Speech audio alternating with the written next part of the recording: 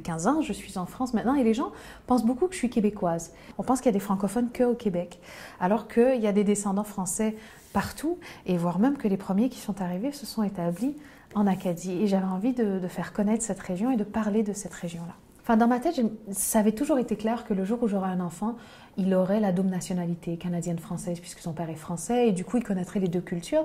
Puis en faisant les interviews, je me suis aperçue que en fait, c'est pas si facile que ça quand on habite sur un territoire étranger de faire partager et de faire apprendre à un enfant une autre culture, une autre histoire, d'autres traditions. J'avais jamais réalisé que mon enfant n'aura pas l'accent acadien. Il aura l'accent gascon. Voilà. Maintenant, au concret, j'espère qu'il va pouvoir passer pas mal de vacances au Canada parce que j'ai envie qu'il voit les hivers canadiens. Bon, mon mari me disait, mais oui, mais dans les Pyrénées, on skie aussi. Mais oui, on skie dans les Pyrénées. Mais est-ce que dans les Pyrénées, tous les matins, on nettoie 60 cm de neige devant sa porte? Non, je ne pense pas.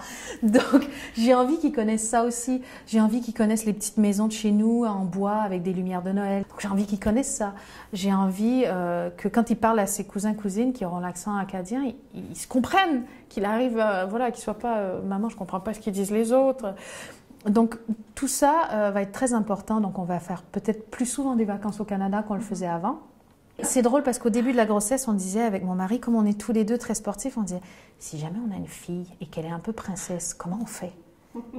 Parce que enfin, moi, je ne connais pas de jeu de princesse et tout. Il dit, mais moi non plus. Je dis, mais comment on va faire?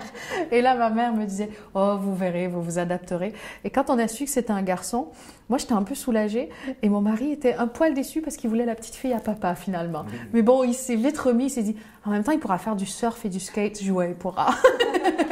J'adorerais dire, ah, moi, je suis une mère hyper cool. Mais en fait, de ce que ma mère dit et de ce que mon mari dit, je vais être une maman très sévère.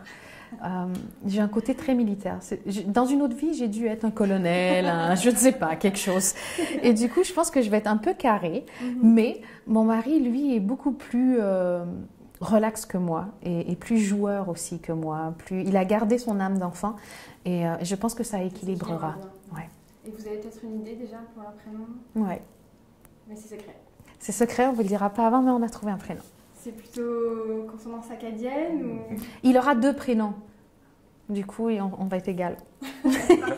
Et est-ce que vous avez une idée de berceuse, vous qui êtes chanteuse? Mais dans l'album, il y en a une. Il y a Annie Cooney qui est une berceuse que mes parents me chantaient quand j'étais petite. Dans quelques mois, ce sera, dans quelques mois, même pas, non, dans quelques semaines, ce sera moi qui la chanterai pour vrai. Et on a des amis qui nous ont donné des CD parce que j'avais fait l'ouverture des Fêtes de Bayonne il y a quelques années.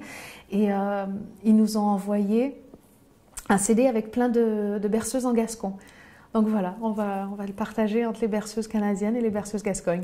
Ani kuni shauani awawa bikana kaina e auni pisini e auni pisini